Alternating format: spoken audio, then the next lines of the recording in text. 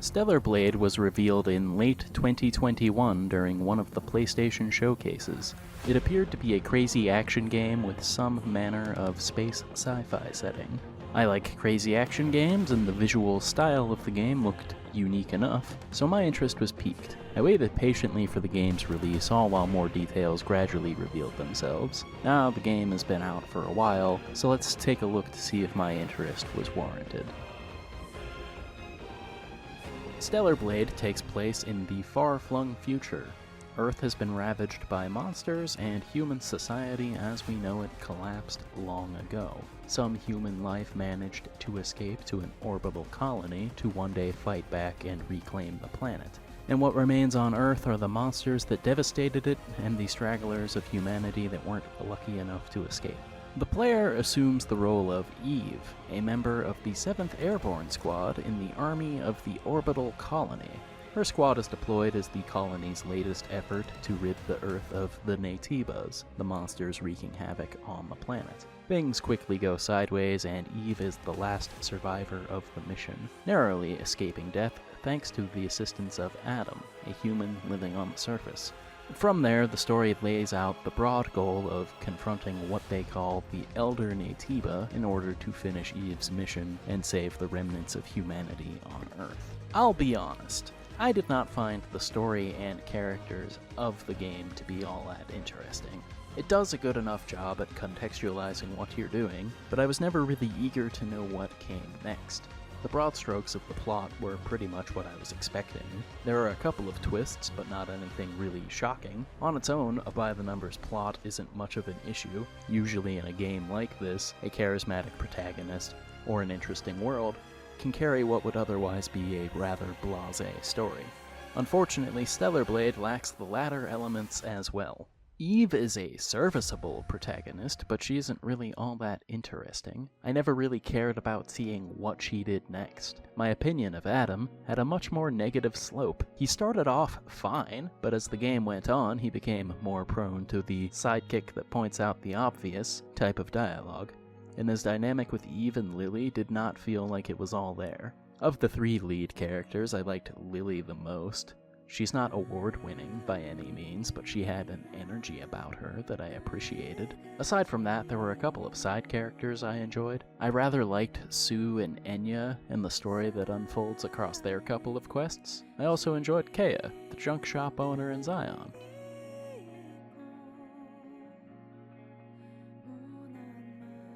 Thankfully, what Stellar Blade lacks in an interesting story, it makes up for with some pretty solid gameplay. I think the combat is best summed up as predominantly hack and slash with some light RPG elements in the systems. Eve can perform a light attack and a heavy attack, as well as a respectable number of combos by alternating between the two. Your base moveset is rounded out by the perfect dodge and parry maneuvers, with parrying regenerating a meter for special attacks, and the perfect dodge allowing you to get back on the offensive as quickly as possible. Later on, you gain access to a slate of special moves that are all done by pressing L1 and one of the face buttons. All of these elements come together to create a nice flow for the combat, and it allows for the freedom to approach battles in a few different ways. Depending on how I was feeling, I would usually approach a fight one of 2 ways. The first would be comboing the enemies to smithereens and dodging when need be. The other would be a more special-focused approach where I would just pop all my special moves and then parry until I built up enough meter to use them again. The enemy selection did a good job at directing you to think about all of the tools at your disposal, instead of just the one way you might be falling back on going about combat encounters. The endless combo method works fine against enemies with little in the way of defense, but you may want to change up your approach against the creatures with shields. I commend the game for managing to do this without it feeling like a majority of the enemies were a chore to deal with. Off the top of my head, the only enemy that really got my goat was the robot with a cannon for a head. Stellar Blade's level design can be pretty hit and miss. I think the opening few hours are really well paced. They present the ruins of an abandoned city and deftly pace out the combat encounters with the exploration through the level. Every time I hit a new checkpoint camp, I felt like I had come a reasonable distance further from where I was at the last camp. and that I had a reasonable idea of how much further I was from my goal. I would say that my primary issue with the level design is, as the game gets further along, the pacing gets really long in the tooth. There were so many instances in later areas where Adam would chime in, telling me that the Alpha Natiba is just up ahead, only for it to be some other minor stopgap boss encounter. There were so many sections that I felt like I would have enjoyed more if they just trimmed the fat off a little bit. There are a few other decisions that the game makes design-wise that are puzzling. For example, my least favorite area in the game was this lab that took away your sword. The only means of defense you have is the gun mode of the droid that your sidekick pilots. The segment isn't overwhelmingly difficult, since the enemies that accost you die in just a couple of shots. I just didn't find it to be very engaging, and the area was capped off with an equally lame boss fight. The other hit-and-miss element in a lot of the later game was anything that involved platforming. It was fine at the start of the game as just one of the ways you were moving around in the world, but I feel like introducing actual obstacles was a mistake. I specifically remember a few instances of a rope dangling from the ceiling that Eve would just fail to grab because I picked up just a little too much speed on the run up to the jump. And in general, the platforming was very floaty. It led to a level of disconnect when the rest of the game felt like it controlled so tightly.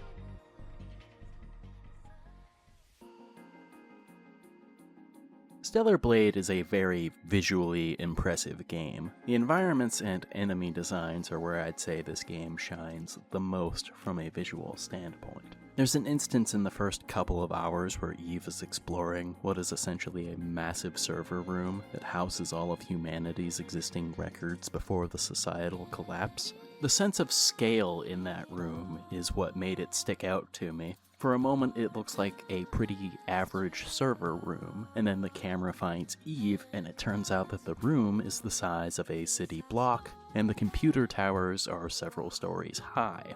The ruined city was visually impressive as well. It was filled with decrepit structures being overtaken by nature, while water was flooding a number of areas. The game also managed to have a lot of desert-type locations without it ever feeling too visually samey. As soon as it was feeling like I was starting to see a lot of sand, suddenly I'd be sent to an underground facility that would get increasingly more vascular and organic as I explore it.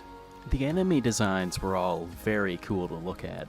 There were a lot of body horror adjacent mutations, plenty of weirdos with vertical mouths or tentacles popping out of where their ears should be.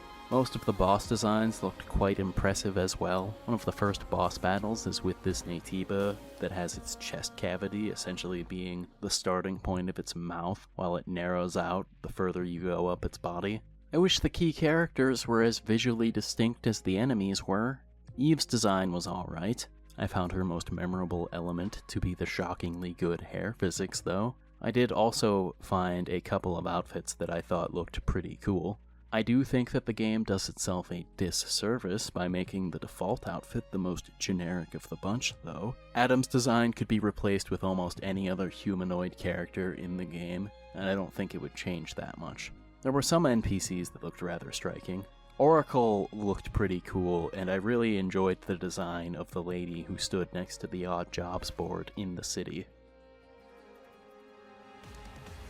At its core, Stellar Blade is a really solid action game. If you like hack and slash games or other games with more action-focused gameplay, I would recommend that you give Stellar Blade a try. I think it's a pretty good showing for being ShiftUp's first major console release. The combat mechanics are refined and satisfying. Yes, I have my gripes outside of the combat, but I feel like all of that could mostly be improved in a sequel or another similar project. All of the elements that fell flat to me never got in the way of the core combative experience enough to bog down my playthrough. At the end of the day, bland characters and a few annoying platforming jumps aren't going to ruin my experience if I'm spending most of my time tearing up cool-looking monsters in a satisfying fashion.